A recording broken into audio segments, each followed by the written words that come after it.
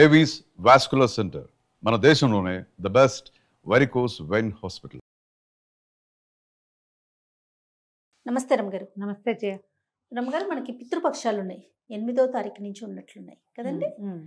పితృపక్షాలకి ఏం చేయాలి, అసలు పితృపక్షాలు అంటే ఏంటి ఒక్కసారి? లోక సామాన్యంగా అందరూ చేసుకునేవి కాదు, ఆ విధానం అలవాటు ఉన్న వాళ్ళు చేస్తారు. ఓకే, ఎవరైనా చేసుకోగలిగే ఒక వ్యవహారం ఇందులో ఉంది, అది కూడా చెప్దాం. ఇప్పుడు ఈ పౌర్ణమి నుంచి, అంటే భాద్రపద శుద్ధ పౌర్ణమి, దాన్నే మహాలయ పౌర్ణమి అని కూడా అంటారు. దాని పక్క నుంచి మహాలయ పక్షాలు, మహాలయ పక్షాలు అంటారు. మహాలయ పక్షము, పక్షం అంటే 15 రోజులు. వినాయక చవితి నిమజ్జనోత్సవాలు అవి అయిపోయాక పౌర్ణమితోటి, పౌర్ణమి నాడు ఈసారి ఏమో మనకి ఇదొచ్చింది, గ్రహణం వచ్చింది కదా, తెల్లవారిన దగ్గర నుంచి పితృపక్షాలు ప్రారంభం అవుతాయి. మనకి ఉత్తరాయణము దక్షిణాయనము 2 అయనాలలో మనకి సూర్యుడి నడక సాగుతుంది. మన విధానం అంతా ఉత్తరాయణ దక్షిణాయనాలలోనే ఉంటుంది కదా. ఉత్తరాయణం అంతా దేవతల కాలం, దక్షిణాయనము పితృదేవతల కాలంగా చెప్పబడుతుంది. ఉపాసనా బలం, ఉపాసనలు అవసరం. ఈ ఉపాసనలు చేయవలసిన కాలంలోనే ఈ పితృదేవతల పక్షాలు కూడా వచ్చినాయి. ఈ పితృదేవతలు ఎవరు? మన ప్రతివాడికి మన తాత ముత్తాతల్ని పితృదేవతలు అనుకోవాలి మనం. ఈ పితృదేవతలు ఈ మనవాళ్ళు చనిపోయి ముందు తరాల వాళ్లే కాకుండా పితృదేవతలోనే ఒక ప్రత్యేకమైన పైతృక గణం అని ఒక గణం ఉంటుందట. దాని ఆధ్వర్యంలో ఈ చనిపోయిన వాళ్ళ యొక్క ఇది అంతా అక్కడ నడుస్తూ ఉంటుంది. హిందూ ధర్మ విధానం ప్రకారము చనిపోయిన ప్రతి మానవుడు ఇంకొక చోట జన్మిస్తాడు. జనన మరణ చక్రం నడుస్తూ ఉంటుంది. అయితే మనం చనిపోయిన జీవుడు ఇంకో చోట పుట్టేస్తాడు కాబట్టి ఇతనికి పితృలోకాలు లేవని మనం అనుకోవటానికి వీల్లేదు. వీళ్ళల్లో ఒక అంశ, ఈ చనిపోయిన వాళ్ళ కొంత పాటు పితృలోకాలకి చేరుతుంది. ఈ వంశంలో తర్వాత తరంలో పిల్లలు పుట్టినప్పుడు, మగపిల్లలు పుట్టినప్పుడు, అంటే వీళ్ళకి పితృకార్యాలు చేయగలిగే వాళ్ళు పుట్టినప్పుడు ముందు తరాల వాళ్ళకి అక్కడి నుంచి విముక్తి లభిస్తుందని చెప్తారు. ఒక పితరులు అలా వేచి ఉంటారు అక్కడ వీళ్ళు ఇచ్చే నీళ్ళ కోసం. ఓకే, అందుకని కుమారులు కావాల్సిందేనని ఒక భ్రమ, ఒక పిచ్చి ధోరణిగా ఉంటారు ప్రజలు. ఎవరైనా ఇదివరకు ఉండేవాళ్ళం. ఒకవేళ కుమారులు లేని వాళ్ళు భార్యల వల్ల సంతానాన్ని పొందైనా వాళ్ళని క్షేత్రజులుగా గణించవచ్చని కూడా మన విధానంలో ఉంది. క్షేత్రజులుగా పుట్టిన వాళ్ళే పాండవులు. పాండురాజు సంతానం కాదు కదా వాళ్ళు. వాళ్ళ వల్ల పాండురాజుకి విముక్తి లభించింది. ఇలా కూడా కుదరలేదు, దత్తత తీసుకోవచ్చు, అదొక విధానం. అలా కూడా కుదరలేదు, కుమార్తెలే కలిగారు. కుమార్తె యొక్క కుమారుడు దౌహిత్రుడికి కూడా ఈ అధికారం ఉంటుంది. ఇట్లా మనకి ఏంటంటే ఈ పితరులకి నీరివ్వటం అనేది ఒక విధానము, ఆచారంగా మనకి కొన్ని వందల తరాలుగా ఇది నడుస్తూనే ఉంది. ఈ సంవత్సరం అంతా పితృదేవతలకి ఇవ్వవలసిన విధులు ఉన్నాయి మనకి. ఎప్పుడు ప్రతి నెల అమావాస్య నాడు, పౌర్ణమి నాడు, అమావాస్య నాడు, తర్వాత ఏమో సంక్రమణం నాడు సూర్యుడు సంక్రమణం చెందుతాడు. ప్రతి నెల రాసులు మారుతూ ఉంటాడు కదా. ఆయన సంక్రమణ వేళల్లో కూడా మనము పితృదేవతలకి మన నీళ్లు విడవచ్చు.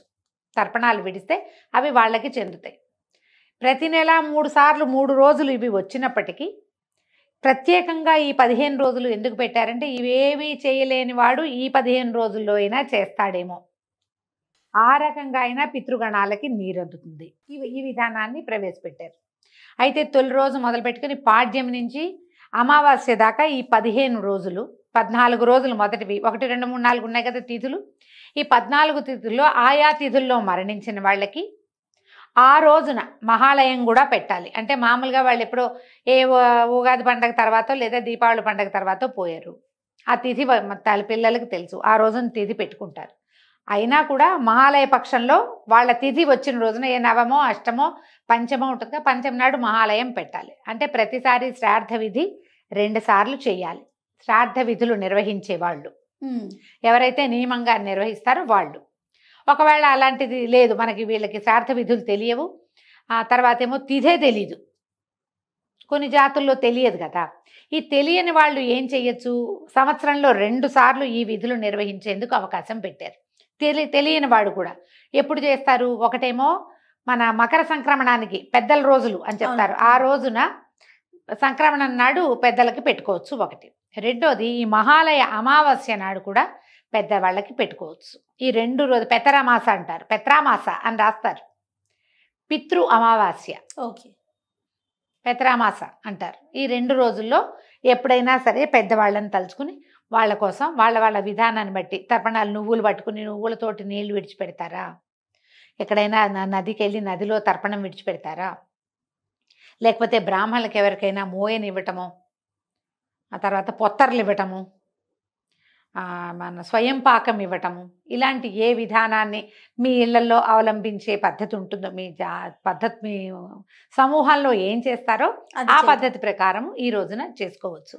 దీనివల్ల మన ముందు పితరులైనటువంటి మరణించిన తండ్రి గారు కానీ, మరణించిన తండ్రి కానీ, తాత కానీ, ముత్తాతకి కానీ ఇవి ఇవ్వడం వల్ల, వారి పేరుతోటి ఇవ్వడం వల్ల మనకి తర్వాత తరాల్లో సంతానాలు కలుగుతాయి. మన తర్వాత తరాల మీద, మన జనరేషన్స్ మీద పితృదేవతల అనుగ్రహం ఉంటుంది. ఈ పితృదేవతల తాలూకు శాపాల వల్ల, వాళ్ళకి నీళ్లు ఏమి ఇవ్వకపోవటం వల్ల, వాళ్ళని తలుచుకోకపోవటం వల్ల తర్వాత జనరేషన్స్లో అనారోగ్యాలు, సంతానం కలక్కపోవటము, సంతానం ఎక్కి రాకపోవటము లాంటి సమస్యలు ఉండొచ్చు. ఇవాళ రేపు పితృదోషాలు అనే వాక్యాలు బాగా వింటున్నాం. పితృదోషాలు ఎప్పుడూ ఉన్నాయి, ఇప్పుడు తెలుసుకుంటున్నారు బాగా.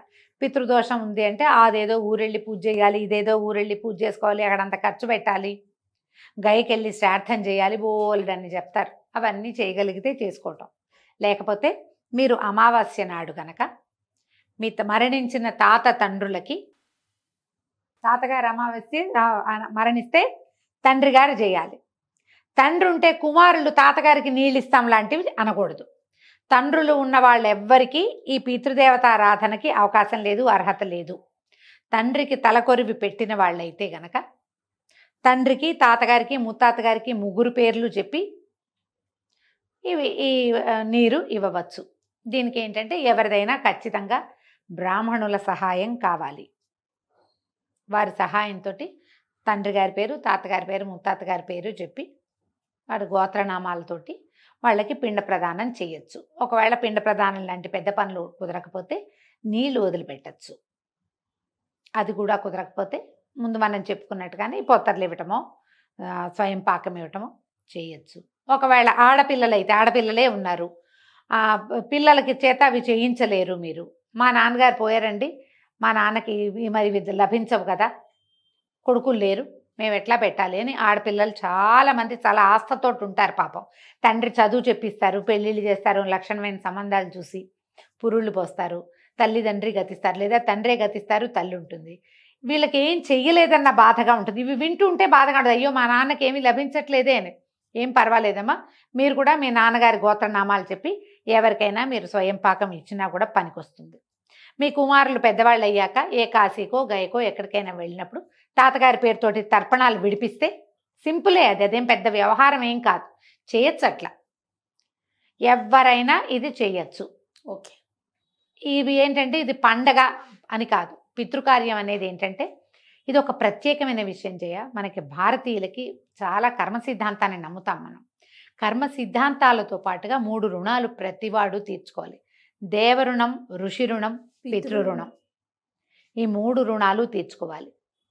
దేవరుణ, ఋషి రుణాలు తీరుతూ ఉంటాయి. పితృరుణం అంటే బ్రతికి ఉన్న తండ్రిని చూడడం ఎంత ముఖ్యమో, బ్రతికి ఉన్న తండ్రి తాతల్ని చూసుకోవటం, మరణించిన తండ్రి తాతల్ని తలుచుకోవడం కూడా అంతే ముఖ్యం. వాళ్ళు లేరు కాబట్టి మేమేం చెయ్యం అని అనుకోవద్దు. మీ నాన్నగారి పేరు మీద ఎవరికైనా ఒక వస్త్రం ఇవ్వండి, నాన్నగారి పేరు మీద ఒక ముద్ద అన్నం పెట్టండి, ఎవరికైనా ఒక 10 రూపాయలు ఇవ్వండి, కూరలు కొనిపెట్టండి, కనీసం కూరగాయలు అవి చేసినా తండ్రి గారికి రుణం తీర్చుకున్నట్టే. ఆ అవకాశాన్ని మనకి ఏడాదికోసారి 15 రోజుల పాటు విస్తారంగా లభిస్తుంది. మీకు తిథులు తెలిసినాయా, తిథి ప్రకారం ఆచరించండి. లేని పక్షంలో మహాలయ అమావాస్య నాడు ఆడపిల్లలైనా ఇప్పించవచ్చు. అల్లుడు ఒప్పుకుని ఆయన చేస్తానంటే మాత్రం మంచిది, లేదా అది కుదరదు మీరే పొత్తర్లు ఇచ్చుకోండి. మగ పిల్లలైతే ఇలా చక్కగా తద్దినలాగానే పెట్టుకోవచ్చు. తిథిలో మీరు ఎలాంటివి పాటిస్తారో ఆ పాటింపే. ఎవరో చేస్తున్నారు వాళ్ళు చేసినట్టుగా మనం చెయ్యాలని అనుకోవద్దు.